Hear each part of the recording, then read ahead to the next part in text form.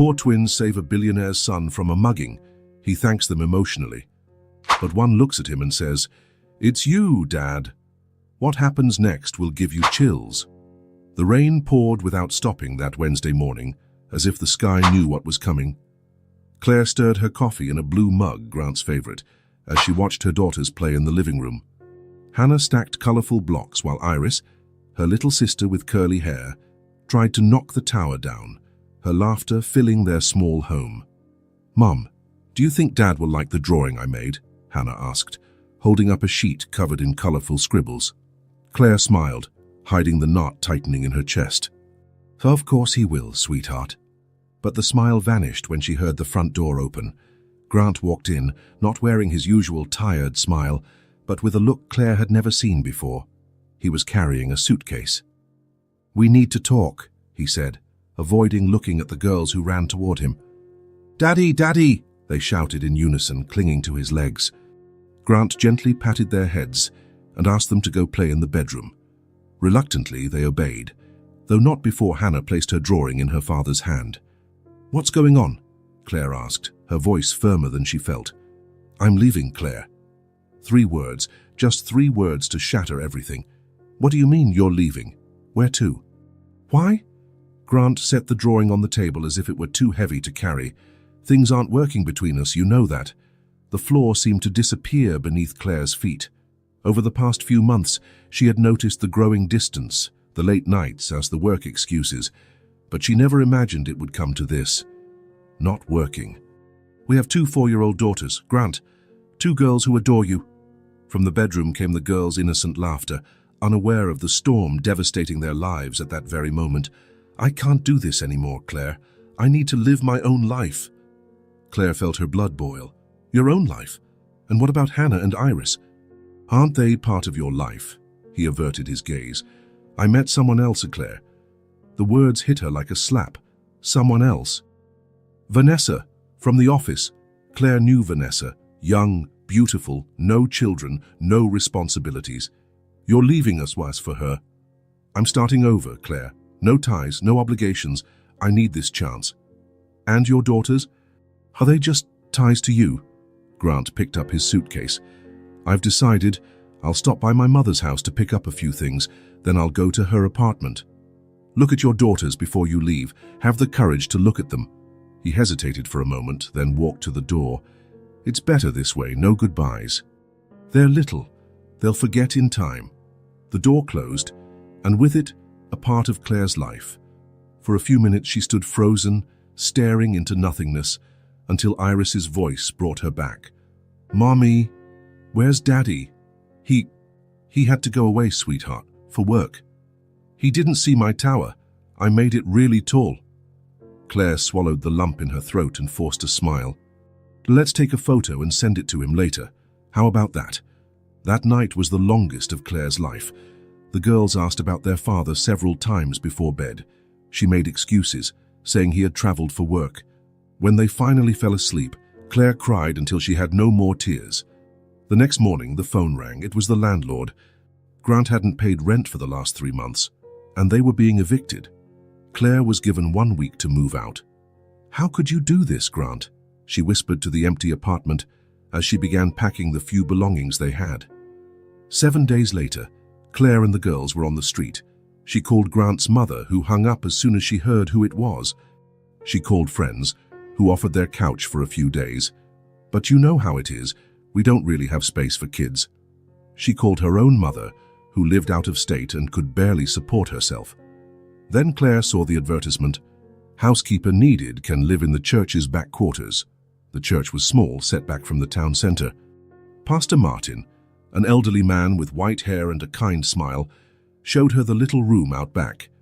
It was cramped, with just 1 bathroom, a small kitchenette, and a space that would serve as both bedroom and living room. "It's not much, but it's clean, and there's a playground for the girls right next to it," he said, pointing to a small play area beside the church. "It's perfect," Claire said, holding back tears. "When can I start?" "Tomorrow, if that works. And don't worry about the girls while you work. My wife loves children." That night, in her new, modest home, Claire made the girls' beds, Mattresses on the floor, but clean, with colorful sheets she bought with the last of her money. "Mommy, is this an adventure?" Hannah asked, looking around. "Yes, my love, a big adventure." "And will Daddy come on the adventure too?" Iris asked, her eyes shining with hope. Claire swallowed hard. "No, sweetheart. Daddy is on a different adventure now." "But he'll come back, right?" Claire hugged her daughters tightly. "It's just us three now, my little ones, and we'll be okay, I promise." In the days that followed, Claire established a routine. She woke early, made the girls breakfast, then dropped them off with Mrs. Martha, the pastor's wife, before cleaning the church. In the afternoons, she cleaned houses in the neighborhood. At night, she played with the girls, read stories, and cried silently after they fell asleep. Claire tried calling Grant several times in the first few weeks. She wanted to tell him the girls asked about him. She wanted to say they needed help, but his number no longer worked. One afternoon, while cleaning the Tavares family's house, she saw an open magazine on the table. In the social section, a photo caught her eye. Grant and Vanessa, smiling at a company event. The caption read, "The couple of the moment celebrates Grant Barrett's promotion to regional director." The cleaning rag slipped from her hands. He was doing well, he was happy, while she and the girls struggled to survive. One day, while Claire helped the girls get dressed for kindergarten, Hannah asked, "Mom, why doesn't Daddy call?" Claire took a deep breath. "Sometimes people need time, sweetheart. He doesn't love us anymore." Claire's heart ached. How to explain to a 4-year-old that her own father had abandoned them? "Your daddy. He's living his own life now. But that doesn't mean you're not special." "And he's never coming back?" Iris asked, her big eyes filling with tears. Claire hugged her daughters tightly. "I don't know, my love, but what I do know is that the three of us have each other. And that's very important." As the months passed, Claire got a better job as a receptionist at a veterinary clinic, where she could bring the girls after school. Gradually, she built a new life for them. One day, Claire received a call that left her paralyzed. It was Grant's cousin. "Claire, I'm sorry to call out of the blue, but I thought you should know. Grant and Vanessa are expecting a baby. He announced it to the family yesterday." The phone slipped from her hand. A child. Grant was having a child with Vanessa, while he had abandoned the 2 daughters he already had. That night, tucking the girls into bed, Iris asked, "Mom, why don't we have a dad like other kids?" Claire sat on the edge of the makeshift bed. "Some families are different, my love. In some, there's a mom and a dad. In others, only a mom or only a dad. The important thing is that there is love." "And doesn't our daddy love us?" The question hit Claire like a punch. How to answer that? Love is complicated, sweetheart, but what matters is that I love you too more than anything in the world. And we'll be okay, together. While the girls slept, Claire looked out the small window of their room. The moon shone in the star-filled sky. There was so much to do, so much to overcome. But for the first time since Grant left, she felt a certainty grow inside her. They would be okay, not because he would come back, but because she would never leave. 4 years had passed since Grant abandoned his family. Hannah and Iris, now 8 years old, walked through the city's Central Park during Jefferson Elementary's Spring Festival. Their simple dresses, hand-me-downs from a neighbor, were carefully cleaned and ironed for the special occasion. Hannah wore a faded blue cardigan over her dress, while Iris had a colorful ribbon, her birthday gift from the year before, in her hair. The festival entrance had been free this year, much to Claire's relief, who couldn't have afforded tickets otherwise, even with the extra hours she worked at the diner. "Look, Hannah, helium balloons." Iris pointed to a vendor across the square, her eyes shining with longing. But both knew they couldn't ask. The $5 their mother had given them was meant for a snack later, not extras. "They're pretty," Hannah agreed, already pulling her sister away from temptation. "Let's check out the game booths." As they made their way around a quieter area of the park, Hannah noticed a small boy, around 4 or 5, standing alone near a bench. He wore new, expensive clothes, light-up sneakers, and held a colorful superhero backpack. The contrast with their own worn clothes didn't escape Hannah, but what caught her attention was the boy's frightened look. "That boy looks lost," Hannah remarked, her protective nature immediately kicking in. Before they could move closer, a man in a dark cap began walking toward the boy. Something in the way he glanced around, checking if anyone was watching, set off alarm bells in Hannah's head. She knew that kind of behavior from the rough neighborhoods where she lived. "Iris, I think that man is going to do something bad," she whispered, gripping her sister's hand. The two watched as the man approached the boy, who stepped back, clutching his backpack like a shield. "He's going to steal that boy's backpack," Hannah whispered, alarmed. Without hesitation, she grabbed Iris's hand and they ran across the square. As they neared, they heard the man say, "Come on, kid, give me that nice backpack. I bet you have cool stuff in there." "And those shoes too." "No, it's mine. My dad gave it to me," the boy protested, his eyes welling with tears as he clutched his backpack tightly. "Hey!" Hannah shouted as she arrived. "Leave him alone." The man turned, surprised. He hadn't expected to be interrupted, especially by two skinny girls in simple clothes. "Get lost, brats." "This isn't your business," he snarled, his breath smelling of cheap cigarettes. Iris, usually the shy one, picked up a rock from the ground. "We'll call the police." The man laughed harshly. "Oh yeah, who's going to believe you?" He glared at their worn clothes, his contempt obvious. Hannah recognized that look. It was the same one she got from mall security guards who followed her, assuming she was a thief just because of her simple clothes. But instead of intimidating her, it only fueled her determination. Without a second thought, she took a deep breath and yelled as loud as she could. "Help! Thief! Somebody help!" Her shout echoed across the square. People started looking in their direction. The man, realizing he was drawing too much attention, muttered curses under his breath. "You little pests," he muttered before quickly backing away, disappearing among the trees. The boy trembled, clutching his backpack to his chest as if his life depended on it. His blue eyes, wide with fear, now looked at the girls with gratitude and admiration. "Are you okay?" Hannah asked, her voice softening. He nodded, sniffling. He wanted my new backpack. And my shoes." "It's okay now. He's gone," Iris said, stepping forward with a shy smile. "What's your name?" "Leo," he replied, seeming a bit calmer. "Leo Barrett." "Are you lost?" Hannah asked, noticing the boy looking anxiously around. Leo nodded, tears still fresh in his eyes.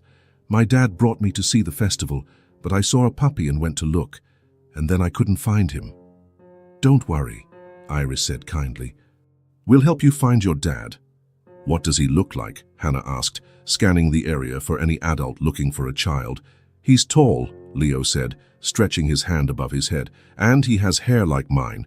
He pointed to his own light brown hair. Hannah nodded, thinking that description could fit half the men in the park. "What's his name?" Before Leo could answer, a desperate voice cut through the air. "Leo! Leo, where are you?" The girls turned toward the voice. A man ran along the side of the square, his face pale with worry. He wore an immaculate dark suit, white shirt and navy tie, clothes that looked like they came straight from a high-end store. Unlike everyone else in the park, dressed casually, he looked like he'd come directly from an important business meeting. "Dad!" Leo shouted, his face lighting up with relief. The man ran to them, so focused on his son that he barely registered the girls standing nearby. He knelt without concern for his expensive suit and hugged Leo tightly. "Thank God you're okay. You had me so worried. Never run off like that again." "Sorry, Dad," Leo murmured against his shoulder. "A bad man tried to take my backpack, but these girls helped me." Only then did the man look up to thank the children who had helped his son. When his gaze met Hannah's, it was as if time stopped. Grant Barrett stared at his eldest daughter's face for the first time in 4 years. Hannah felt a chill run through her body. Those eyes, the same eyes she saw every morning in the mirror, older, with a few wrinkles at the corners that weren't there before, but unmistakably the same. "Dad?" she whispered, her voice shaking. "Is that really you, Dad?" Iris, realizing who the man was, widened her eyes and grasped her sister's hand tightly, as if she needed an anchor to avoid being swept away by the wave of emotions. Grant looked as if he'd been struck by lightning. He stood frozen, holding Leo in his arms, color draining from his face, eyes fixed on the two girls he once called his daughters. "Hannah, Iris, he finally managed to say, his voice barely audible. A heavy silence fell over them. Leo looked confused, glancing from his father to the girls. You helped Leo?" Grant asked, still stunned, as if he couldn't fully process the situation. Hannah nodded, not taking her eyes off him. 4 years of unasked questions, of tears hidden in her pillow, of birthdays spent waiting for a phone call that never came. Everything seemed to crystallize at that moment. "A man tried to steal his backpack," she replied, surprised by the strength in her own voice. "We yelled and he ran away." I don't know how to thank you," Grant said, his voice choked. He looked at his daughters as if seeing ghosts, noticing every detail, their simple clothes, Hannah's patched cardigan, Iris's faded ribbon, their worn shoes. The contrast with his own expensive suit and Leo's immaculate outfit was striking. You've grown so much." 4 years is a long time," Hannah replied, with a maturity no child her age should have. Leo looked confused, glancing between his father and the girls. "Dad, why did they call you Dad?" Grant swallowed hard, still unable to take his eyes off his daughters. "Because—" He hesitated, clearly searching for the right words to explain the inexplicable to a 4-year-old. "Because they're your sisters, Leo." Leo's eyes widened in surprise. "I have sisters?" "Half-sisters," Hannah corrected, the term bitter on her tongue. She looked directly at Grant. "Why didn't you ever come back?" The question struck Grant like lightning. He lowered his eyes, unable to meet his daughter's gaze. Guilt was written in every line of his face. "It's complicated, Hannah." "No, it's not," she answered, the words escaping before she could stop them. "You left and never came back. You have another child. You have money to buy fancy suits, give superhero backpacks and new sneakers, but you never sent even a birthday card to us. That's not complicated. It's simple." Grant closed his eyes for a moment, as if every word were a physical blow. "You're right," he finally said. "It's not complicated. I made a terrible mistake." "We need to go," Hannah said, taking Iris's hand. "Mom is waiting." "Wait," Grant pleaded, desperate. "Please, I need to talk to you." "To thank you for helping Leo." "You've already thanked us," Hannah replied coldly.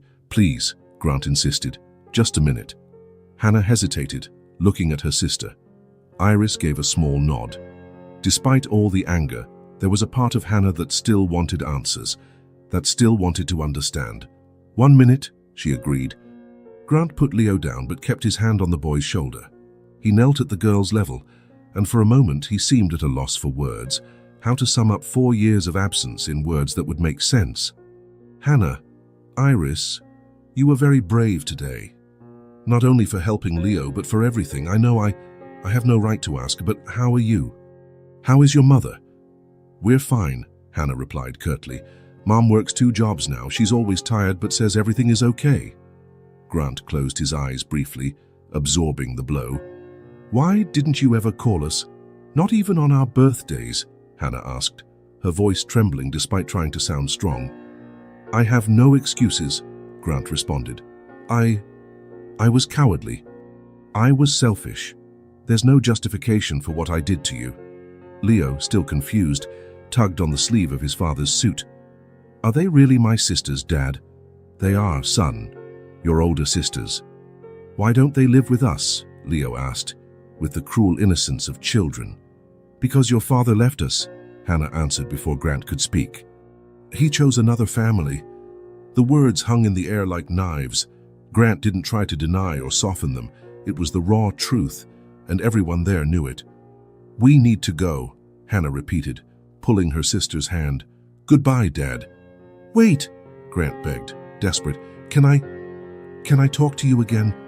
Please, let me try to fix things." Hannah looked at him for a long moment. She wanted to say no, wanted to say they didn't need him, but a part of her, the part that was still just an 8-year-old girl missing her father, hesitated. "Ask Mom," she finally said. It was the safe answer. She knew her mother would never allow it. The 2 girls turned and began walking back toward the main area of the festival. As they walked away, Hannah couldn't help but notice how the sun reflected on the expensive watch on Grant's wrist. how his suit looked perfectly tailored, how Leo held his superhero backpack that probably cost more than all the clothes Hannah and Iris owned together. "Hannah," Iris whispered as they walked, "was that really Dad?" "It was," Hannah replied, holding her sister's hand. "He looks different. He's rich now, Iris. He doesn't need us anymore." Iris was silent for a moment, taking in her sister's words. "The boy seemed nice." "Yeah," Hannah agreed, with a lump in her throat. "He did." Meanwhile, Grant stood frozen, watching his daughters walk away, two small figures hand in simple clothes and wounded dignity. "Dad, why did they call you Dad?" Leo asked again, his 4-year-old mind still trying to process the situation. Grant knelt down to be at eye level with his son. "Because before you were born, Leo, I was already their father. They are your sisters." "Why didn't you tell me?" Leo asked, surprised. Grant felt a lump in his throat. How to explain to a 4-year-old that he had abandoned 2 daughters? How to say he was a coward who ran from his responsibilities? Because sometimes adults make mistakes so big that they're ashamed to talk about them. "They don't have nice clothes like mine," Leo observed innocently. Grant felt as if he had been punched in the gut. The boy's simple observation highlighted the chasm between his children's lives. Leo, raised in comfort and privilege, Hannah and Iris, wearing second-hand clothes and counting coins. "No, they don't," Grant admitted, his voice thick. "Can we give them clothes?" Leo asked. Grant looked at his son, surprised by the child's simple generosity. "That would be nice, Leo. But it's more complicated than just giving clothes." "They are nice. They saved me from a bad man," Leo said.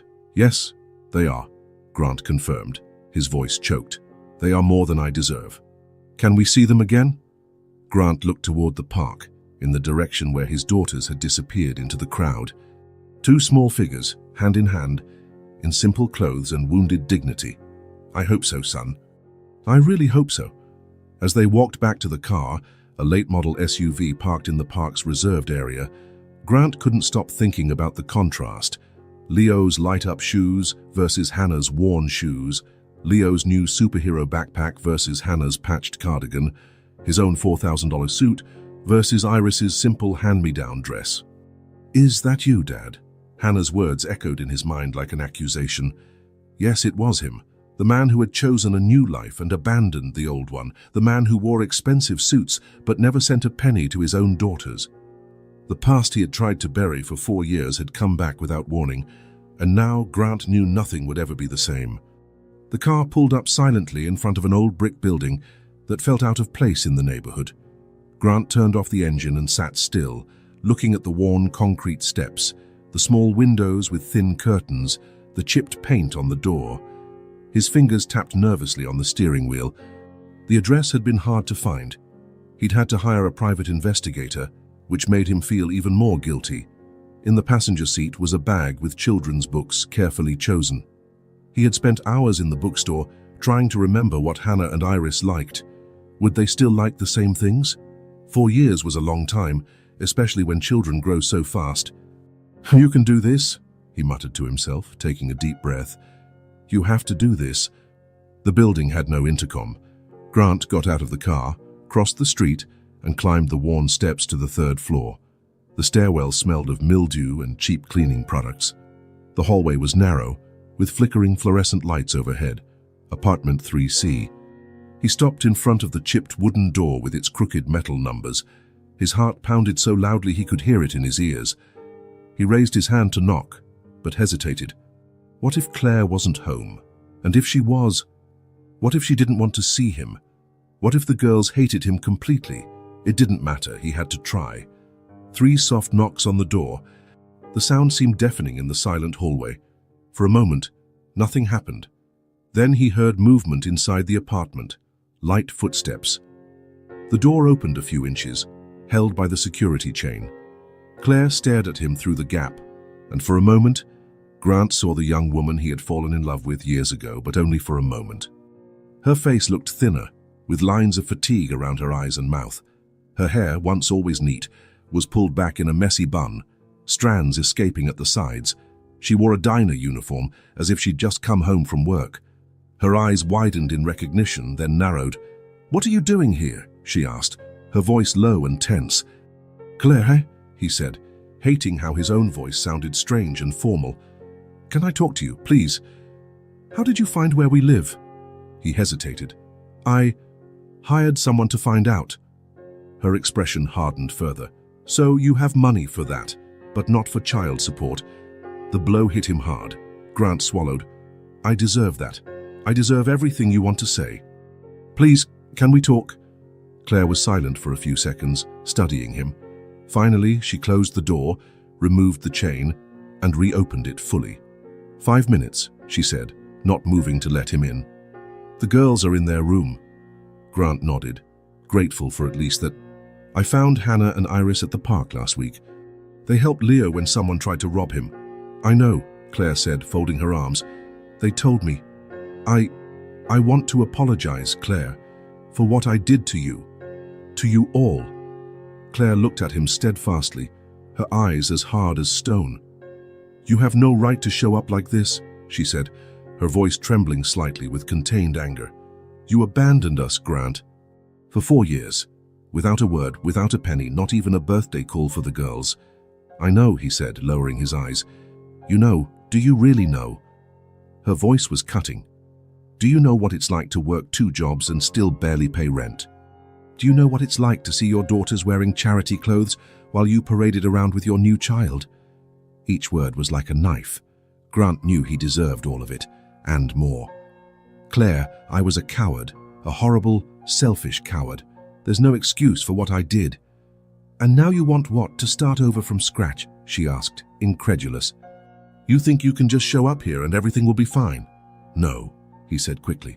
I don't expect that. I know I don't deserve forgiveness. I just want to try to do something right. For the girls. Claire let out a bitter laugh. 4 years later, when they've already learned to live without you. Grant had no response. He handed over the bag of books. I brought these for them. Claire looked at the bag but didn't take it. They don't need your charity, they needed a father. The words hit Grant like a punch to the stomach. I know, he said, his voice thick. I failed you, completely. A movement at the back of the apartment caught his attention. For a brief moment, Grant glimpsed Hannah and Iris peeking from the hallway. When they realized he had seen them, they quickly backed away. Claire followed his gaze and sighed. You need to go. Claire, please. I want to do what's right. Help financially, at least. It's the least I can do. Now, after 4 years. She shook her head. How you should have thought of that sooner. I know, but it's not too late to try to fix things, even a little. Claire studied him for a long moment. The girls don't need chaos in their lives. They've suffered enough. I understand, he said, resigned. Can I at least leave the books? Claire hesitated, then took the bag. Goodbye, Grant. She closed the door. Grant stood still, looking at the scuffed wood, feeling the weight of his choices like never before.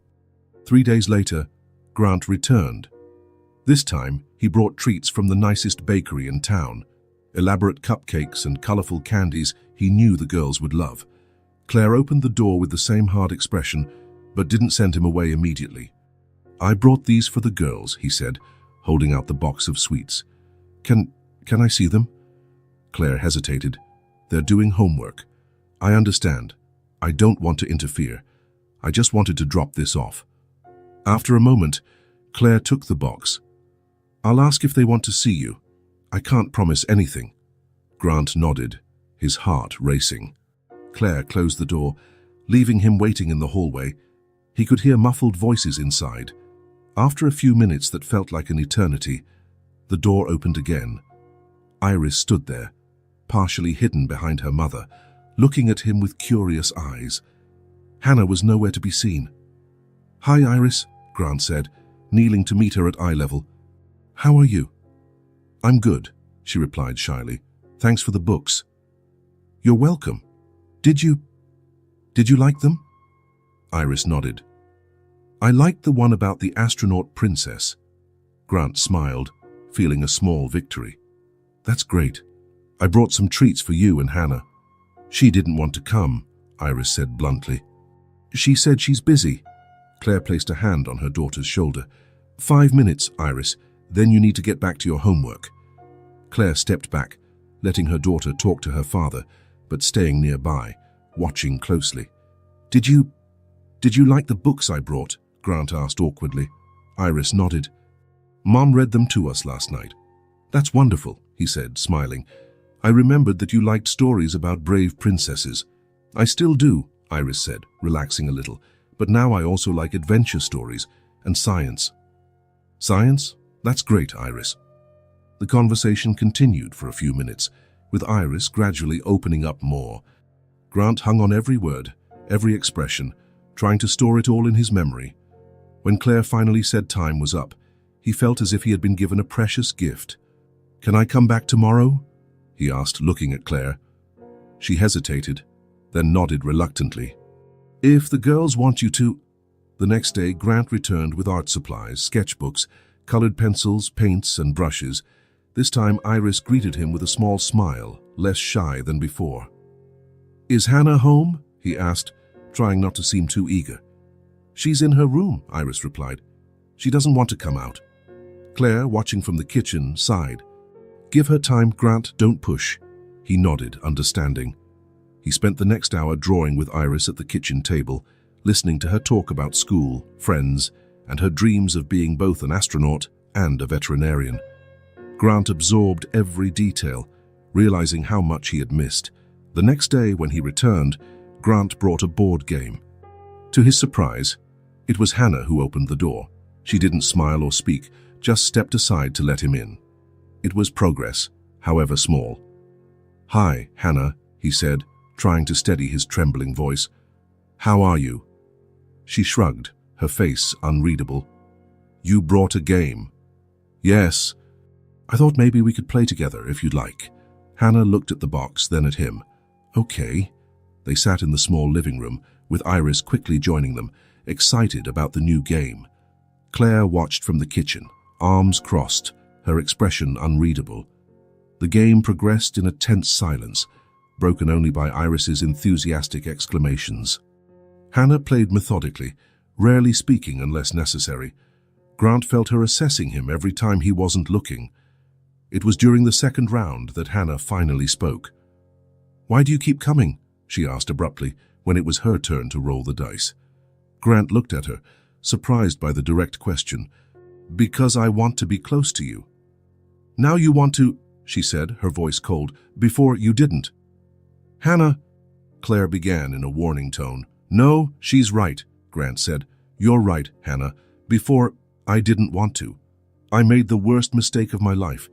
"You want the title of Dad now?" Hannah asked, her eyes hard. "Is that it?" Grant took a deep breath. "No," he replied, surprising everyone, including himself. "I don't want the title of Dad. I don't deserve it." Hannah blinked, clearly not expecting that answer. "I want to earn that place if you let me," he continued. "I know I don't deserve it. I know I failed. But if you give me a chance, I want to try to do better. Not to erase what I did, because that's impossible, but maybe to build something new." A heavy silence fell over the room. Iris looked from Grant to Hannah, her eyes wide. Claire watched everything from the kitchen, her face unreadable. "You have another child," Hannah finally said. "A new life." "Yes," Grant admitted, "and that makes what I did to you even worse. Because it shows I could be a father. I just chose not to be for you." The raw honesty of his response seemed to hit Hannah. She looked down, lips pressed together. "Leo asks about you," Grant said softly. "He would like to meet his sisters." "Half-sisters," Hannah automatically corrected. "Sisters," Grant insisted. "So you share the same father, no matter how terrible that father has been." Another silence followed. Finally, Hannah shrugged. "Whatever," she said, returning to the game, but she didn't leave the room. That was a start. As they played, Grant couldn't help but notice the apartment's conditions: the worn couch they sat on, the coffee table with one leg propped up on books, the stained carpet, the noisy fan struggling against the heat. This was the world where his daughters had grown up without him. A world he could have made better if he hadn't been so selfish. "Do you need anything?" he asked Claire, looking at her. "Anything. I want to help." Claire opened her mouth to refuse, but Hannah interrupted her. "We need a lot of things," she said challengingly. Rent is overdue. The fan is broken. The fridge makes noise all night. Iris needs new glasses. Hannah, Claire scolded, shocked by her daughter's frankness. Fair's true, isn't it? Hannah retorted. He wants to help, right? So help with things that matter, not with games and sweets. Grant felt the blow, but also a strange relief. Hannah's brutal honesty was better than silence or indifference. You're absolutely right, he said. I will help with all that. And anything else you need? Hannah stared at him, as if trying to determine if he was sincere. After a moment, she nodded slowly. We'll see, she said simply, before returning to the game. It was more than Grant had hoped for. It was a door, neither fully open nor completely closed. A chance, however small, and he was determined not to waste it. 2 weeks had passed since Grant began visiting the girls regularly. He had kept his promise. The rent was up to date. A new fan had been installed, the fridge was repaired, and Iris got new glasses with purple frames she loved. The changes in the apartment were subtle but significant. It wasn't an ostentatious renovation, just small comforts that made a difference in daily life. Claire still kept her distance, but the girls were gradually opening up. Iris already called him Dad occasionally, while Hannah remained cautious, though her harsh tone had softened slightly. It was during one of these visits that Grant finally mustered the courage to make the proposal he had been planning. I'd like to bring Leo to meet you, he said after the girls finished showing him their homework. If you'd like, of course. Iris immediately looked to her sister, as she always did when an important decision needed to be made. Hannah kept her eyes on her workbook, pencil poised over the page. Why? She asked finally. Because he's your brother, Grant replied simply. And he really wants to meet you. He's been talking about you since that day in the park. Half-brother, Hannah automatically corrected, though without her usual harshness. How old is he? Iris asked, curious. 4, almost 5, Grant answered. Hannah finally lifted her gaze. Does he know about you? About what you did? Grant swallowed hard. Even now, Hannah's direct frankness disarmed him completely. He knows I have other daughters and that I didn't live with you, Grant said, choosing his words carefully. He's too young to understand everything, but he knows I made a very big mistake. Hannah nodded slowly, processing the information. And his mother, does she know you come here? Another hard blow. Yes, Grant said, she knows. What he didn't mention were the tense discussions, the long silences, the veiled accusations that had become part of their marriage since he reconnected with his first family. Vanessa had never fully accepted the idea of him rebuilding a relationship with his previous children. She doesn't like us, Hannah stated, not as a question but as a fact. Grant sighed. She doesn't know you, Hannah. She's insecure about the whole situation. Because you abandoned us for her, Hannah finished, relentless in her logic. Hannah, Claire interjected from the kitchen, pretending not to be listening to the conversation. No, it's okay, Grant said. She's right.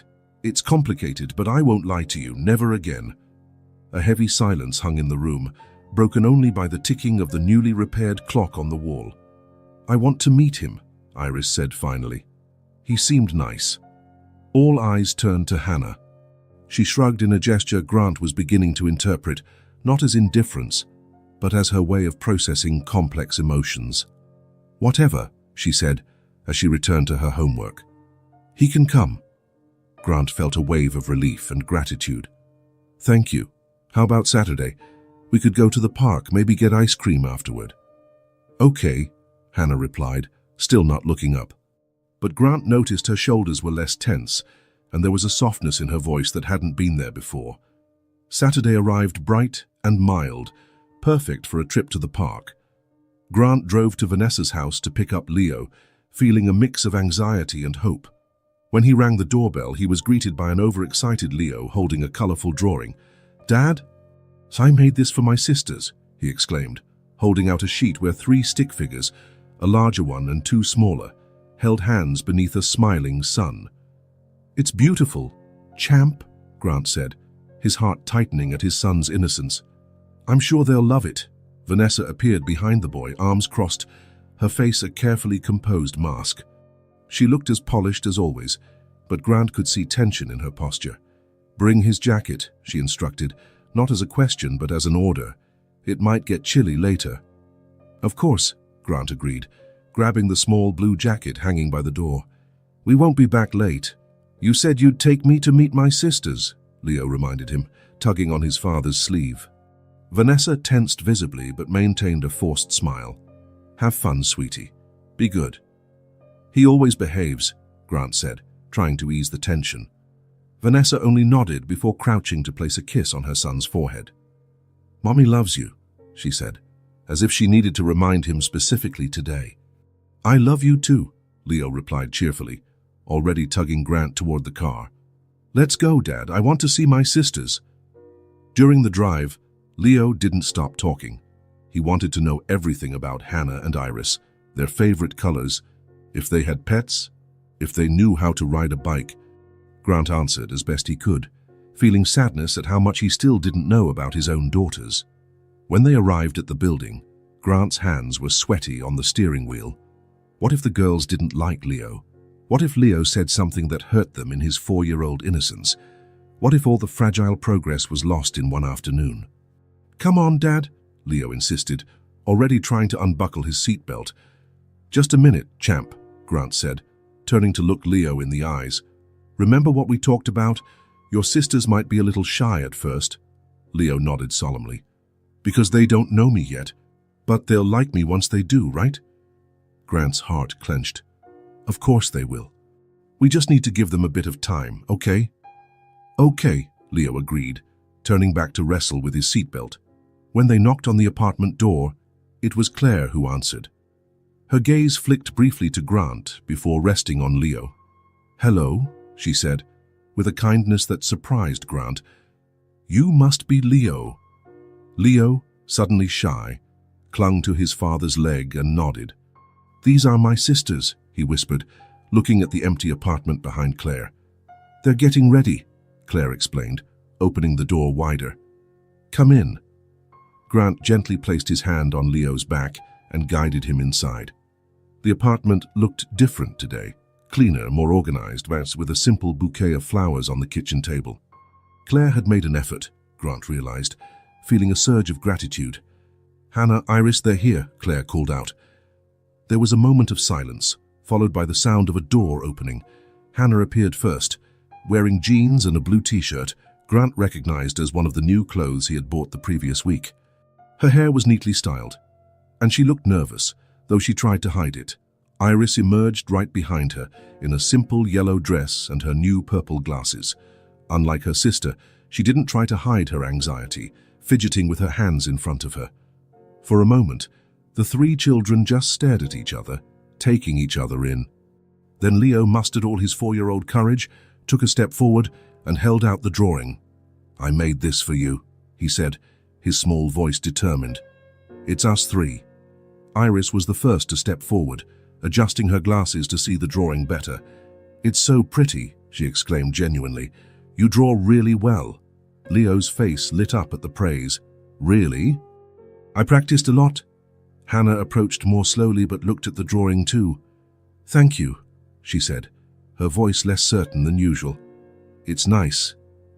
"I have lots of toys in the car," Leo announced, now more confident. "Dad said I could bring them to play." Grant noticed the slight tension on Hannah's face when Leo called him Dad so naturally, but she recovered quickly. "Let's go to the park," Grant suggested. "It's a beautiful day out." Claire, watching the scene with an unreadable expression, nodded. "Good idea. Girls, grab your jackets." "I brought my jacket too," Leo proudly announced, showing the blue coat Grant was carrying. The walk to the nearby park was initially silent and awkward. Leo held tightly to Grant's hand, while Hannah and Iris walked a few steps ahead. Occasionally, Leo ran ahead to show his sisters something, an interesting leaf, a shiny rock, a snail on the path. It was when they reached the park that something began to change. There was a small playground with swings, slides, and a sandbox. Leo immediately perked up. "Can we play there?" he asked, pointing to the swings. "Of course," Grant said, "if the girls want to." "I do," Iris said quickly. Hannah shrugged but followed her sister. Grant sat on a nearby bench, watching as the three children headed toward the swings. Leo, too small to climb on by himself, looked at his older sisters expectantly. "Do you need help?" Hannah asked, surprising everyone, including herself. Leo nodded eagerly. Hannah hesitated for a moment, then stepped forward and lifted him onto the swing. "Hold on tight to the chains," she instructed, "like this." "Can you push me?" Leo asked, his eyes shining with excitement. Hannah glanced at Grant, then back at Leo. "Okay," she agreed, positioning herself behind the swing. "Hold on tight." She began to push him gently, and Leo's laughter soon filled the air. "Higher," he asked. "Higher, Hannah." It was the first time he used her name, and Grant noticed how Hannah's face softened when she heard it. She pushed a little harder, making Leo squeal with delight. Iris soon joined, swinging on the swing beside him and trying to go as high as her little legs allowed. "Look, Leo, I'm higher than you." "No, you're not," he protested, laughing. "Hannah, push me higher than Iris." "You two will fall if you go any higher," Hannah warned, but there was a smile forming at the corner of her mouth. Grant watched in awe. Something was happening, something he hadn't dared hope for so soon. A natural connection, as if the children recognized something familiar in one another, beyond the blood they shared. After the swings, Leo wanted to show how fast he could go down the slide like a big kid. Hannah and Iris stood ready at the bottom to catch him if needed, but he slid down on his own, shouting with joy. See how fast I am?" he asked, running back to the slide ladder after his 5th time. "Super fast," Iris confirmed, adjusting her glasses. "Like a rocket." "Do you want to see my toys now?" Leo asked, after climbing down once more. The girls agreed, and Grant walked over with the bag of toys he had brought from the car. Leo immediately began pulling out toy cars, action figures, and small plastic animals, arranging them on the grass. "This is Rex," he introduced, showing a green dinosaur. "He's the strongest of them all. And this is Captain Blue. He can fly and shoot laser beams from his eyes." Iris joined him on the ground, examining the toys with genuine interest. After a moment's hesitation, Hannah also sat down, though keeping a slight distance. "What does this one do?" she asked, pointing to a small robot. Leo's face lit up at the question. "That's Robo-Rex. He can turn into a car and also a plane. Watch." He demonstrated the transformation, and soon they were all involved in an elaborate story about robots and dinosaurs saving a city from evil aliens. Iris crafted dramatic dialogue, Leo made sound effects, and to Grant's surprise, Hannah took charge of the story, creating twists and clever solutions. "And then Robo-Rex uses his special powers to build a bridge so the citizens can escape," she narrated, moving the toy through the air. "Pow, pow, laser eyes!" Leo exclaimed, making Captain Blue fly around Hannah's head. Iris laughed so hard her glasses slipped down her nose. "The aliens are coming. We need the special shield." The story continued, evolving and transforming, the three siblings perfectly in sync in their shared imagination. It was as if they had been playing together their entire lives, instead of just having met. Grant watched from a few feet away, feeling his heart so full it might burst. It was everything he had hoped for and more, the children connecting, finding the universal language of play to overcome the barriers erected by adult mistakes. As the afternoon wore on, Grant suggested ice cream, and the three children eagerly agreed.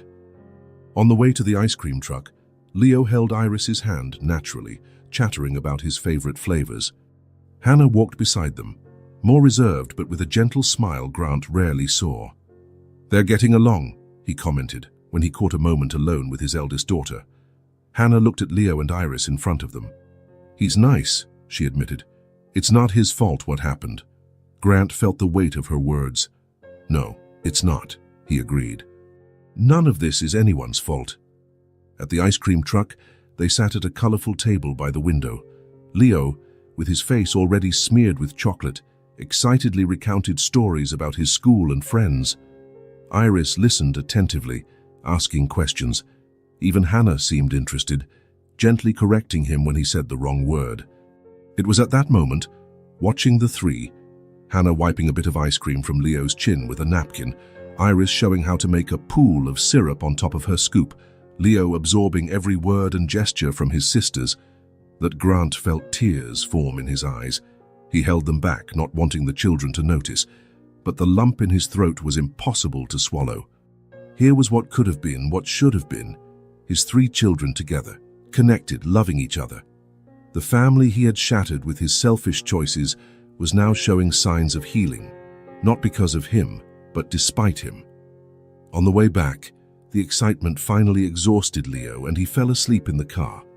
Hannah and Iris said goodbye to him with affection, promising to play again soon. "Can he come back next Saturday?" Iris asked when they got to the apartment. "If you want," Grant replied, looking to Hannah for confirmation. To his surprise, Hannah spoke first. "He can bring Roborex again. We didn't finish our story." Grant felt his heart expand with hope. He'll love that. When the girls entered the apartment, Iris turned and, on impulse, ran back to plant a quick kiss on Grant's cheek. "Thanks for the ice cream, Dad," she said, before disappearing inside. Grant stood frozen for a moment, touching the spot where she kissed him, as if it were something precious and fragile. When he looked at the car, he saw Leo still asleep in the back seat, his face relaxed and happy, smeared with chocolate.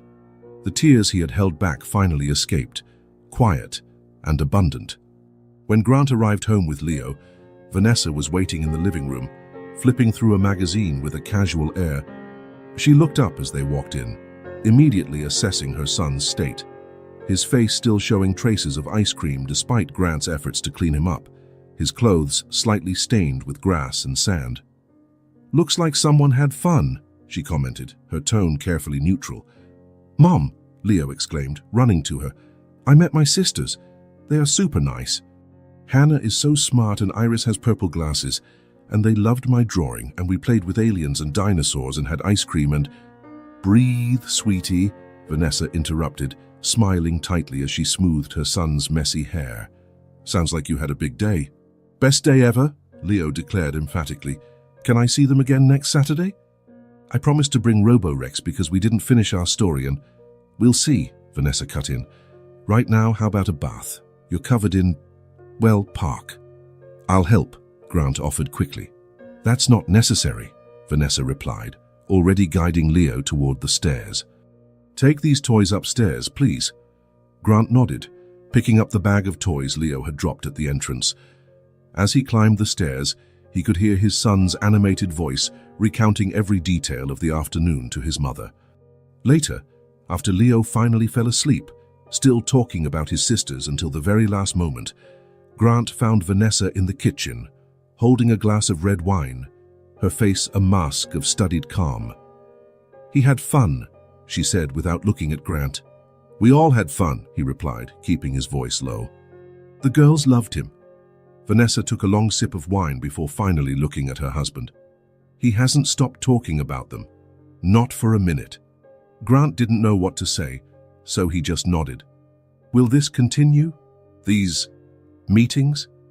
"If the children want to, yes," Grant replied, trying to keep his voice gentle but steady. "They're siblings, Vanessa." She put the glass down on the table harder than necessary, almost spilling the wine. "You chose me." The accusation caught him off guard. "What?" "No, never." "No? For the past weeks you've barely been home. You're always there with them." "I'm trying to fix what I broke," Grant explained, suddenly exhausted. "I'm not choosing anyone. I just want all my children to be part of my life. And us, what about us? You are my family too," he said, frustrated. "Why does it have to be one or the other?" Vanessa let out a bitter laugh. "Because that's what you chose 4 years ago, wasn't it? One or the other?" The words hit Grant like a punch. She was right, of course. He had made exactly that choice, abandoning Claire and the girls to be with Vanessa. "I was wrong," he said after a long silence. "Terribly wrong. And I spent 4 years pretending I wasn't. I can't do that anymore." "Then is that it?" she asked, eyes shining with tears of anger. "You're going to abandon us now, is it our turn?" "No, it's not like that," Grant protested. "Why can't you understand I don't want to abandon anyone?" Vanessa stood, leaving her half-full glass on the table. "If this continues, if you stay divided like this, I will leave. I will take Leo and start over. I'm not going to wait for you to decide which family you prefer." She left the kitchen before Grant could respond, leaving him alone with the ultimatum hanging in the air like a storm cloud.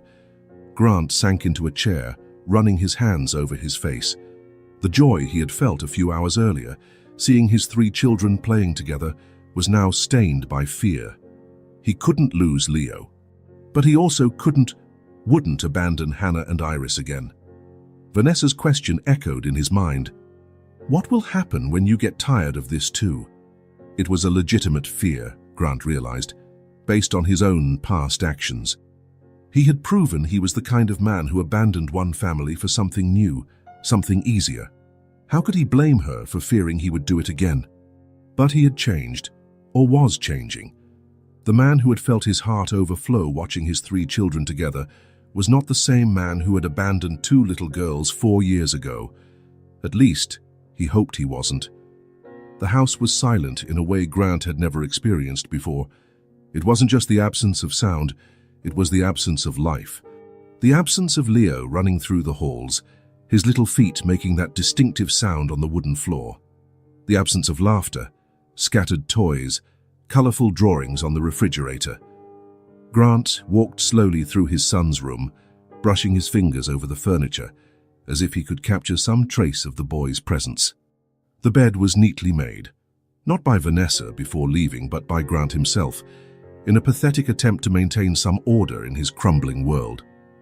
Leo's favorite teddy bear was gone, as were most of his clothes and favorite toys, but traces of him remained everywhere. The dinosaur poster on the wall, the rocket-shaped lamp, crayon marks on the desk. It had happened 3 days ago. Grant had come home from work to find Vanessa sitting in the living room, surrounded by suitcases. Leo was in her lap, his eyes red as if he had been crying. "What's going on?" he asked, though he already knew the answer. "You made your choice," Vanessa replied, her voice calm but firm. "I made mine." "Vanessa, please. We don't have to do this." "We do," she said, standing and adjusting Leo in her arms. "I meant it when I said I wouldn't wait for you to decide which family you preferred." "I'm not choosing," Grant protested. "I'm trying to be a father to all my children. A part-time father to everyone instead of a full-time father to your own son," she retorted. "It's not fair to Leo." "Dad," Leo called, stretching out his arms to Grant, his lower lip trembling. "I don't want to go." Grant scooped him up, hugging him tightly, feeling the little body tremble against his chest.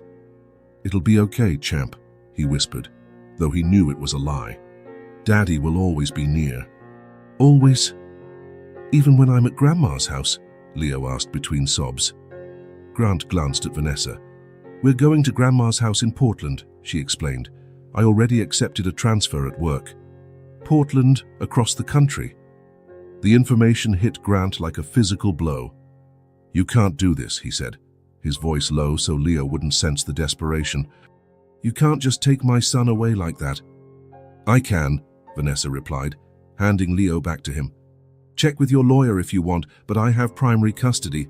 You can visit, of course." "Vanessa, please, let's talk about it. We can find a solution." "We already have," she said, placing Leo on the floor and taking his hand. "The suitcases are in the car. The flight leaves in 3 hours. 3 hours, Grant repeated incredulously. "You didn't even give me a chance to say goodbye properly." "You have 3 hours now," she replied simply. "The driver's waiting. I'm grabbing the last things from the bedroom." When Vanessa went upstairs, Grant knelt in front of his son, fighting to stay composed. "Leo, listen," he said, holding the boy's small shoulders. "You're going on a trip with Mommy. You'll live at Grandma's for a while." "You're not coming?" Leo asked, eyes wide and tearful. Grant swallowed the lump in his throat. "Not right now, champ, but I'll visit you a lot and we can video chat every day. But what about my sisters?" "I was going to bring Robo-Rex next Saturday." Grant's heart broke a little more. "I'll explain it to them. I'm sure they'll understand." "And will they be sad?" "Yes, they'll miss you," Grant answered honestly. "All of us will." The rest of those 3 hours passed in a blur. Grant tried arguing with Vanessa a few more times, but she was resolute. He then focused on Leo playing with him, storing each laugh in his memory, and then, all too quickly, the time was up. At the airport, Grant hugged his son one last time. "Remember, Daddy loves you so much," he said, his voice thick. "More than anything in the world." "More than the stars?" Leo asked, playing their favorite game. "More than all the stars in the universe," Grant confirmed. "And I'll call you tomorrow as soon as you get there, okay?" Leo nodded, rubbing his eyes. "Promise you'll visit soon." "I promise," Grant said, knowing he would move heaven and earth to keep that promise. And then they were gone, Vanessa leading Leo through the departure gates, the boy looking back one last time, waving. Grant stood, waving back until he could no longer see them. Now, 3 days later, the house still felt like a mausoleum. Grant had slept poorly, eaten little, and spent most of his time talking to lawyers. The news was not good. As Vanessa had said, she had primary custody. He could fight, but it would be difficult. His phone rang, pulling him from dark thoughts. It was Iris. Grant had explained the situation to the girls the day before in a simplified way, saying only that Leo had moved with his mom to another city. They had looked visibly disappointed. "Hello," he answered, trying to sound more upbeat than he felt. "Dad?" Iris's voice was hesitant. "Are you still coming today, to my recital?" The recital. Grant had promised to attend Iris's performance at school, her first solo in the children's choir. With everything happening, he almost forgot. "Of course I am, Princess," he assured her quickly. "I wouldn't miss it for anything. Really. Because it's okay if you can't. Mom said you're sad because Leo left." Grant felt a wave of gratitude toward Claire, who apparently had explained the situation gently. "Yes, I am sad," he admitted. "But that won't stop me from seeing you sing. I'll be in the front row." "Promise?" "I promise." "What time does it start again?" "At 6, Iris replied, sounding more cheerful. "Don't be late. My song is third." "I'll be there at 5:30, Grant guaranteed, "with flowers." After hanging up, Grant checked the clock. It was 4, enough time to shower, change clothes, and look like a functional human being for Iris's recital. At 5:30 on the dot, Grant stood in the school's auditorium, holding a small bouquet of daisies, Iris's favorite. The auditorium was filling quickly with anxious parents and relatives. Grant scanned the room for Claire and Hannah, finally spotting them near the front. "Can I sit with you?" he asked, approaching hesitantly.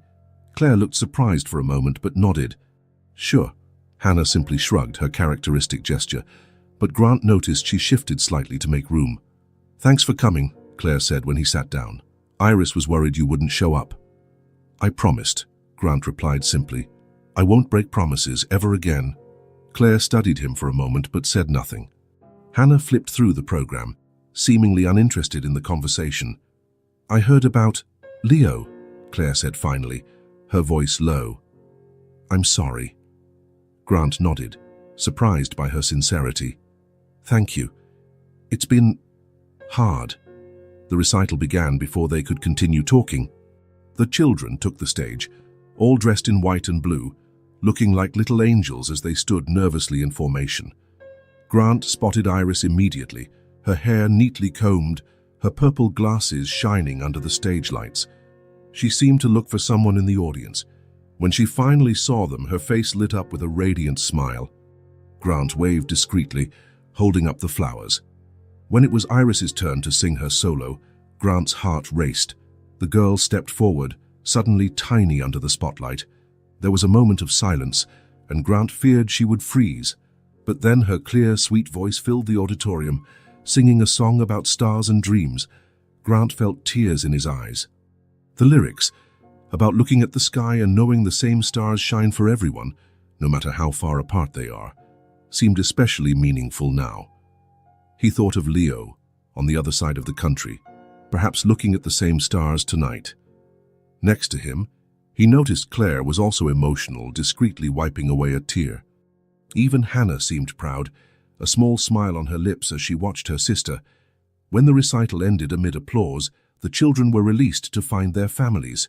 Iris ran toward them, her eyes glowing with excitement. "You came!" she exclaimed, throwing her arms around Grant.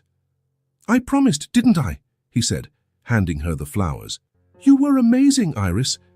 Best voice in the whole choir." "I agree," Claire said, embracing her daughter. "We're so proud." "You didn't miss a single note," Hannah added, her compliment more reserved but sincere.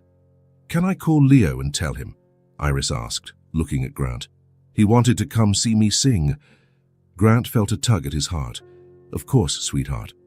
I'm sure he'll love hearing how you did." On their way out of the auditorium, Grant suggested, "How about ice cream to celebrate?"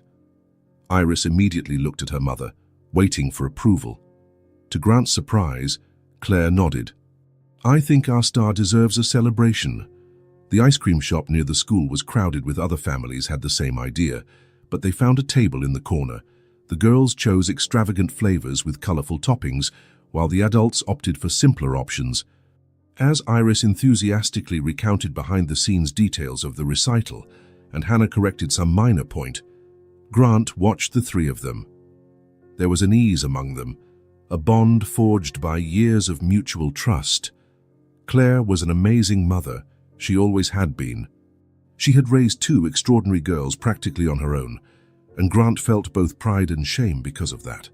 When the girls went to look more closely at the topping display, Grant seized the moment to talk privately with Claire. "Thank you for letting me be part of this," he said. "It means so much." Claire studied him for a moment. "You seem different," she observed. "Different how?" "I don't know how to explain it. More present, maybe." Grant nodded slowly. "I think I am. I understand better now what matters." Claire hesitated, stirring her melting ice cream. "Will you stop now?" she asked quietly, so the girls wouldn't hear. "Now that Leo is gone?" The question caught him off guard, though it shouldn't have. It was a legitimate concern. He had shown himself to be the kind of man who gives up when things get hard. "No," he replied firmly, "because now I know what losing a child means." Claire met his gaze. There was something new in her eyes. No forgiveness, not yet, but perhaps understanding. "I will never abandon you," Grant continued. "Even if you never fully trust me again, even if Hannah never forgives me completely, I will be here. Always." "What happened?" Claire asked. "With Vanessa and Leo, why did she take him?" Grant took a deep breath. "She gave me an ultimatum. She said she wouldn't wait for me to decide which family I preferred, that if I stayed divided like this, she would leave. And you chose not to choose." "I chose to be a father to all my children," Grant corrected. "She couldn't accept that." Claire nodded slowly, digesting the information. "It must be hard for her too." The empathy in Claire's voice surprised Grant. After all he had done, she still had compassion for Vanessa.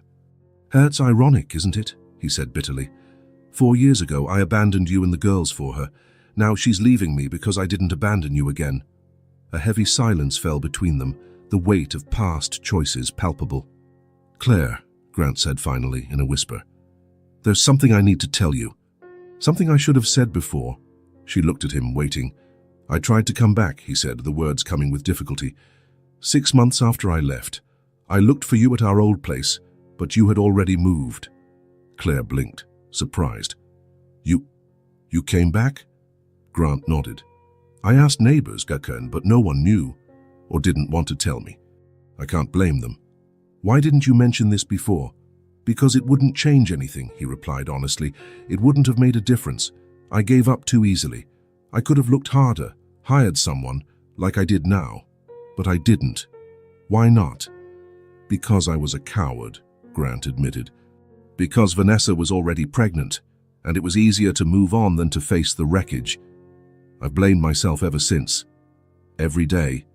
Claire studied him silently, her face unreadable. "Now that I've found you again, I won't let go," Grant continued. "No matter what, you are my family as much as Leo is. Always have been." Something shifted in Claire's eyes, a softening almost imperceptible. It wasn't forgiveness, but maybe a beginning of understanding. "Mom," Iris called, returning to the table. "Can I call Leo now? I want to tell him about the recital." Claire looked at Grant, a silent question in her eyes. He nodded gratefully. "Sure, sweetheart," Claire said. Let's use your father's phone. I'm sure Leo will love hearing about how amazing you were. As Grant dialed the number Vanessa had given for contact, he noticed Claire's gaze, still cautious, still wounded, but something new there. A half-open door, perhaps. His heart still ached for Leo, for the distance. But as he watched Iris animatedly talk to her brother and Hannah lean in to listen, he felt a certainty. This time, he would not leave. No matter how hard, how many trips he had to make, how long it took, he would stay, because now he truly understood what it meant to lose a child, and he would never let it happen again. Autumn gave way to winter, and with the changing seasons came a transformation in the dynamic between Grant and his daughters. The occasional visits became part of their daily routine. It wasn't a planned transition, it just happened, one small change at a time, until his presence was as natural as the sunrise. It started with homework help. Grant discovered that Hannah had trouble with math, while Iris struggled with science. He offered to help first once a week, then twice, until he was there almost every afternoon, sitting at the kitchen table with the girls, explaining fractions or the water cycle with a patience he didn't know he had. Claire watched from a distance, initially wary, then gradually more relaxed. She set clear but fair boundaries. Grant could be present, could participate, but some things were still exclusively hers, a delicate balance that everyone respected. The daily calls to Leo became part of the routine too. The girls always wanted to join, telling their younger brother about their day, asking about his... The distance was hard, but Grant kept his promise. He traveled to Portland every 2 weeks to spend the weekend with his son. Sometimes he brought photos or short videos of his sisters, which Leo watched repeatedly until the next visit. Vanessa remained distant but civil.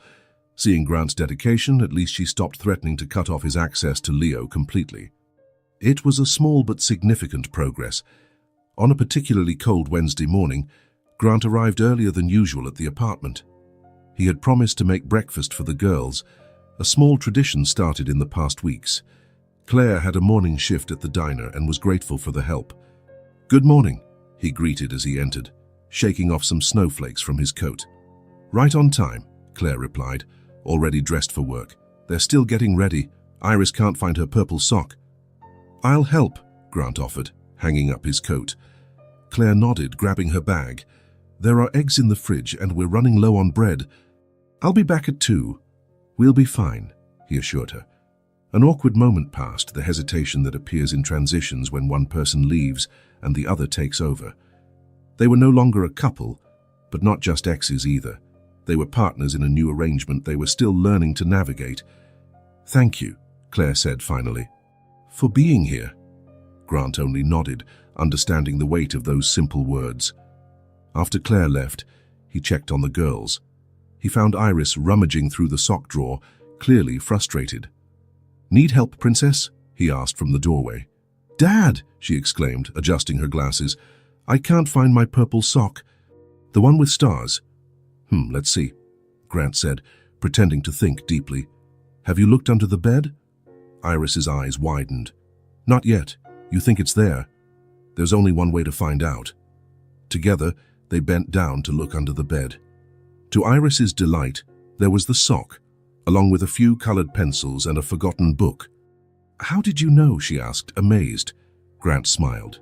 "Dad magic." Hannah appeared in the doorway, already dressed and ready, watching the scene with a softened expression that was becoming common. "Breakfast in 10 minutes, Grant announced. "I'm making pancakes." "With chocolate chips?" Iris asked hopefully. "If you promise not to tell your mum," he whispered conspiratorially. "She'll know anyway," Hannah said pragmatically. "Iris gets hyper when she eats chocolate." Grant laughed. "Then we'll do half with chocolate, half plain. A compromise." In the kitchen, as he prepared the batter, Grant listened to the girls talking. Moments like this, simple, everyday, became precious. Every fragment of normalcy was a treasure. The pancakes were a hit. Grant had perfected the recipe, learning exactly how each girl liked hers. For Iris, thinner with syrup. For Hannah, thicker with just a touch of sugar. "Dad," Iris said between bites, "will you pick us up from school today?" "Of course," he replied. And then we can stop by the library to return those books if you want. We need to finish our science project too, Hannah reminded him. It's due Friday. Grant nodded. I bought the materials we were missing. They're in the car. As they ate, they talked about the day, the last call with Leo, and the school project. It was a normal conversation, the kind families have every morning. For Grant, it was extraordinary because of its ordinariness. After they finished, he helped pack their backpacks, checked homework, found Hannah's lost glove, and adjusted Iris's scarf. You're going to be late, he observed. Let's take the car today. On the way, Iris talked about an astronomy book, while Hannah gazed out the window, silent but attentive. Grant watched them in the rearview mirror, feeling a wave of gratitude so intense it almost hurt. When they arrived, he parked and turned to look at them. Have a great day, he said, as he did every morning. I'll be here at 3 to pick you up. Promise? Iris asked, a habit she hadn't yet dropped. I promise, Grant said seriously. I'll never make you wait. Iris smiled and stepped out of the car after giving her father a quick kiss on the cheek. Hannah followed, but paused a moment before getting out. You're different, she observed, not for the first time. How am I different? Grant asked. Hannah shrugged, a gesture that now held less indifference and more reflection. Just different, more present. Grant nodded. I missed you so much for years, Hannah, even when I pretended I didn't. She studied him with discerning eyes that seemed to see right through him. Now that I'm back, he continued, you'll have the best of me. Not just what's left after work, the best. Hannah was silent for a long moment. Then, to Grant's surprise, she reached out and briefly touched his hand. You're starting, she said simply. Keep going. With that, she climbed out of the car, joining her sister. The two walked together toward the school gate, Iris skipping, Hannah in a more measured stride. Grant watched until they disappeared into the building. Hannah's words echoed, You're starting. Keep going. It wasn't forgiveness. It wasn't forgetting. It was something just as valuable. Acknowledgement. An acknowledgement that, despite the past, he was on the right path now. On the drive to work, Grant thought about all the stories he would read at night, the homework he would help with, the meals they would prepare together. He thought about his next visit to Leo, the photos he would take to show the girls. He thought about Claire's expression earlier, no longer bitter or resentful, but cautiously hopeful. You're starting. Keep going. He intended to do exactly that. Keep going, one day at a time, one story at a time, one homework session at a time, building, brick by brick, the father his daughters deserved. The routine Grant had established with Hannah and Iris solidified with every day. Pancake mornings, homework afternoons, bedtime stories, these small traditions became anchors. At the same time, the daily calls with Leo continued, though Grant noticed a growing sadness in his son's voice despite his best efforts to sound cheerful. It was a difficult balance, being there for his daughters in one city and his son in another. The bi-weekly trips to Portland were exhausting but necessary. Grant rearranged his schedule, drove as much as he could on Friday nights, slept in cheap motels along the way, anything to maximize his time with Leo on weekends. One Thursday night, while preparing dinner for the girls, the phone rang. It was Vanessa. Grant wasn't used to hearing from her outside their arranged times. Hello, he answered, worry tightening in his chest. Is everything okay? Is Leo all right? There was a moment of silence, followed by a heavy sigh. Physically, yes, Vanessa finally replied, her voice sounding unusually vulnerable. Emotionally, I don't know what to do anymore, Grant. Grant signaled to Hannah to take over the salad and stepped into the hallway. What happened? He asked, his heart racing. Leo only talks about you and his sisters, Vanessa said, her voice cracking slightly. All the time. At school, at home, even in the bath. He cries every night, asking to come back home. Grant closed his eyes, feeling a mix of pain and relief. Pain for his son's suffering, relief that he wasn't the only one missing him. I've tried everything, Vanessa continued. Activities, new toys, even a therapist. Nothing works, he just won't adjust here. What do you want me to do? Grant asked carefully. Another long sigh. I think you need to come.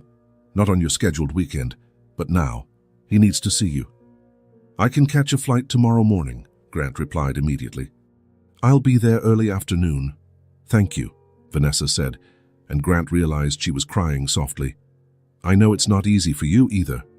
After hanging up, Grant returned to the kitchen where Hannah and Iris watched him with concerned expressions. It's Leo, Iris asked, always intuitive. Is he sick? No, Princess, he's not sick, Grant said, sitting down. But he's very sad and misses you. I need to go see him tomorrow.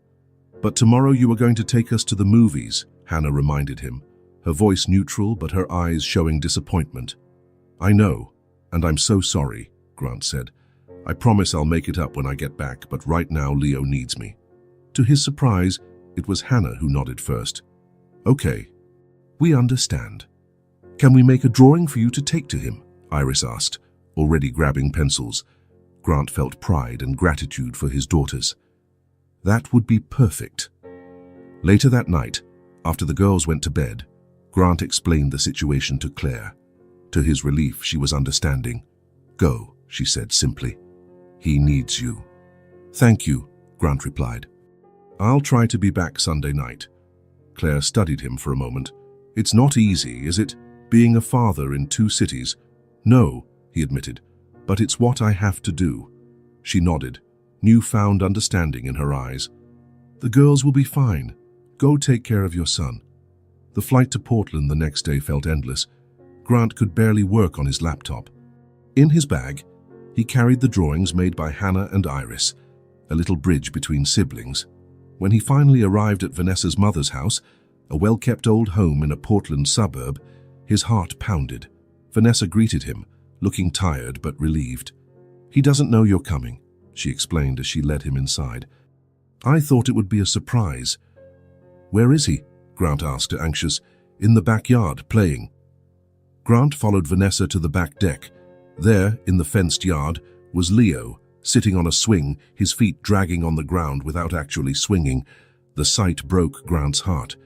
Leo, Vanessa called softly. Look who came to see you. The boy turned slowly until his eyes landed on Grant. For a second, he seemed not to believe it. Then his face transformed, eyes wide, his smile lighting up. Dad! He shouted, jumping off the swing and running so fast he almost tripped. Grant knelt, opening his arms. Leo threw himself into his father's chest, small sobs shaking his body. You came, he repeated. I knew you would. Of course I came, champ, Grant replied, his voice thick. I heard you missed me. Leo pulled back just enough to look at his father. I want to go home, Dad, he said with a seriousness beyond his 5 years. I don't like it here. I want to be near you and my sisters. Grant noticed Vanessa step back to give them privacy. He sat on the deck steps with Leo in his lap. I know it's hard, Leo, he began carefully. Changes are always hard. Will you forget me too? Leo asked suddenly, his eyes locked on his father's, full of fear. Like you forgot my sisters before. The question caught him off guard. Clearly, Leo understood more than they realized. Grant took a deep breath and held his son's shoulders, looking him in the eyes. Never, he replied with conviction. I will never forget you, Leo. Never. Your mom and I aren't together anymore, but you are my son. That never changes. Even if I live far away. Even if I live far away, Grant confirmed. Look, I know it's hard to understand now, but sometimes adults have to live in different places. It doesn't change how much I love you. But I want to live near you, Leo insisted, tears starting again, and near my sisters. I know, champ, Grant said, holding him tight. And we'll find a way to be closer, I promise. But for now, whenever you feel lonely, you can call me any time or day or night, and I'll keep coming to see you as much as I can.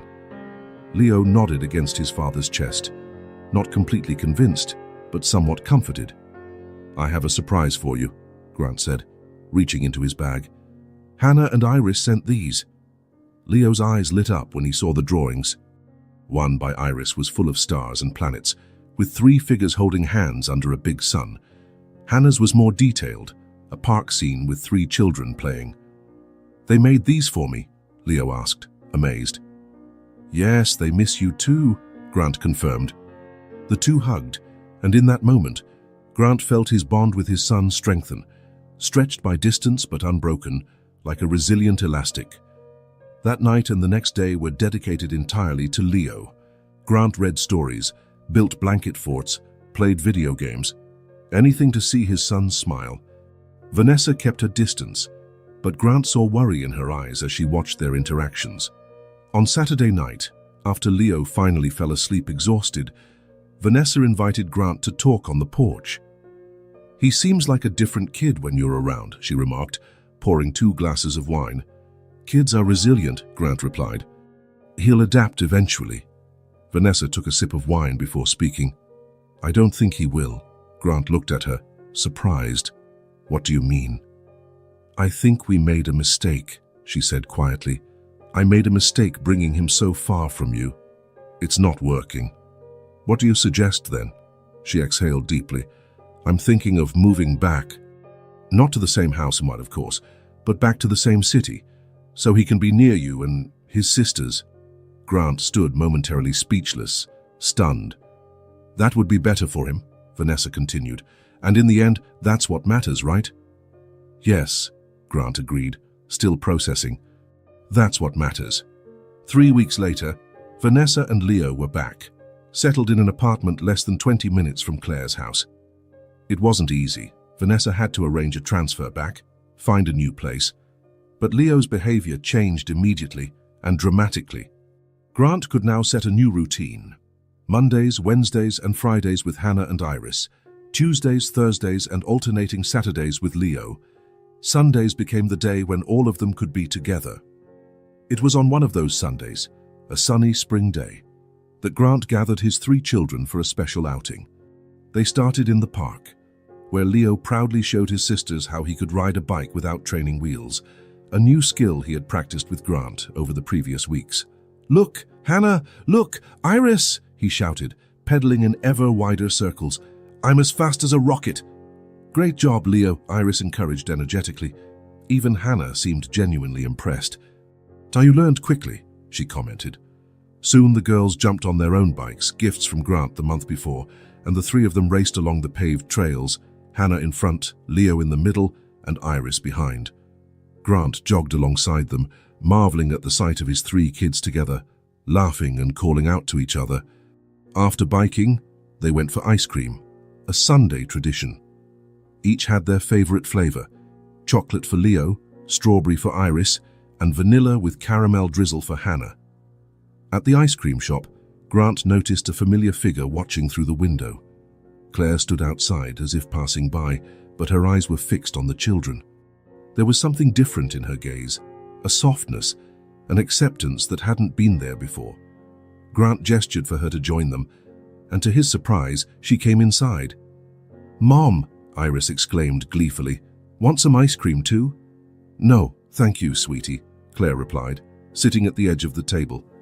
"I just wanted to see how you all were." "We're having the best day," Leo declared, his face covered in chocolate.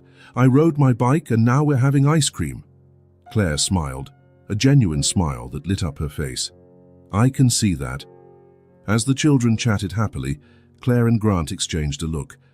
"They're happy," she said softly. Grant nodded, feeling a deep sense of gratitude. "And so am I. I'll never fail them again." It was a promise, to Claire and to himself, a promise he intended to keep for the rest of his life. When they finished their ice cream, the children ran outside, eager to continue their adventures for the day. On the walk back to the car, Grant watched as Hannah instinctively held Leo's hand to cross the street, while Iris clung happily to his arm, chattering about where they should go next. Claire walked a bit behind, watching the 4 of them. For a moment, Grant feared seeing pain or regret in her eyes. Instead, he saw something that looked very much like peace. The family they were now was not conventional. It was patched together, stitched from broken pieces, united by new and better choices. It wasn't perfect. There were scars, visible seams, but it was whole. And for Grant, that was all that mattered. Because in the end, it's not about where the story began, but about how we choose to keep writing it. If this story touched your heart, subscribe to the channel and turn on notifications so you don't miss the next ones.